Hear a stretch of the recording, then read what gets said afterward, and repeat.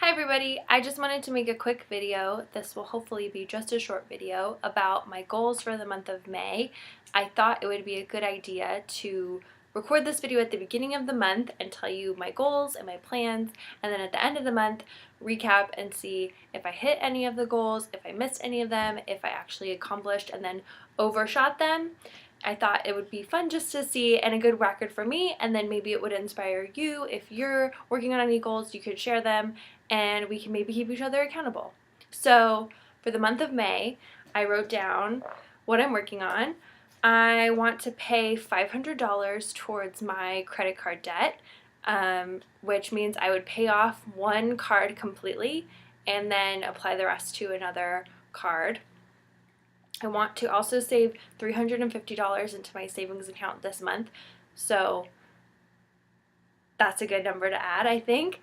I am going to, for the month of May, and hopefully extend it on to the rest of the year, give up sugar and sugar additives. So I've been doing this today so far. I haven't had anything with sugar in it, my breakfast or the lunch that I had. It wasn't necessarily the healthiest, it was a breakfast burrito, but there was no added sugar. I'm definitely feeling the sugar cravings right now, but I read some things about it, and if I can just get through the first week, should be good to go. So no sugar, no sugar additives. I also want to work out every day that I'm able to in May. Some days I just have too much work and too much school and I cannot schedule to get into a workout that day, but I want to at least commit to the days that I can and the days that it fits into my schedule that I'm going to work out, and I'm not going to make an excuse to not go.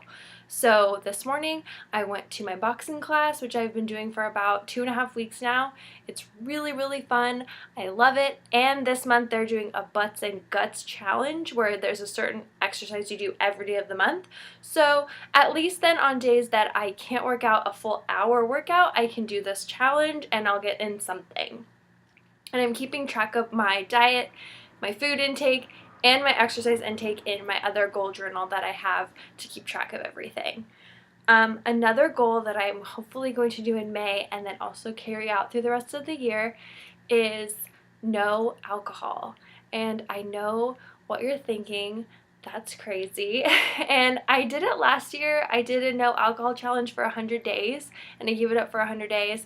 And it was actually really cool, and after a while I totally didn't miss it, or I didn't need it when I hung out with friends, and I thought that I was actually more myself because as I've gotten older, being even buzzed is just not really my favorite feeling, and I don't feel the best when I do drink. So and as I've gotten older, obviously the hangovers have gotten way worse.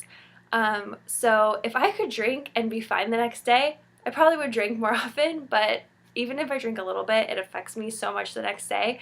And I have so much that I want to do and so many goals and so many things that I like doing that it's just not worth it. So I'm going to try to cut it out and see how I feel and see what kind of difference that it makes for me. So that's another goal that I'm working on. Another goal, there's two more. Another goal that I'm working on for the month of May is finishing school strong. I have 4 weeks left. It's really crazy. We're getting down to the wire. I want to finish with the best grades that I can possibly get for me. So right now it's looking like I have 3 A's and 1 B.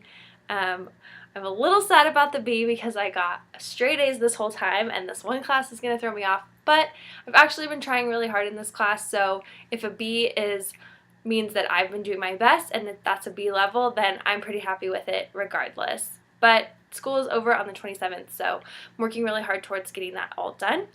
And then finally, I want to keep working on not acquiring any purchases and actually downsizing. I'm going to do a bigger downsize, organize, clean out in June when I have more time to devote to that, because right now I kind of don't have the extra time to reorganize and go through things and reorganize.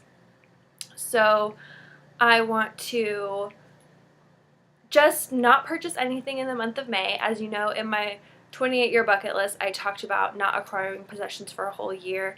I did get a few things in April. It's just really hard. It's harder than you think to break the habit of buying things. but I'm getting really serious about this goal in May, and hopefully I can downsize a few things. I've already got a pile of things that I'm actually going to return, a few things that I bought in in April that I just don't actually need, so I'm going to return them, which will help out with those other goals of saving money and paying down my credit card, so kind of everything helping everything.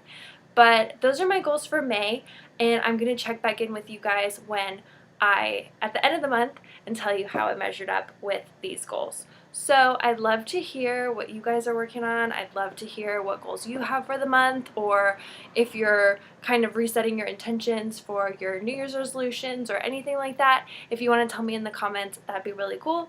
But until then, I hope you have a great day. Thanks for watching.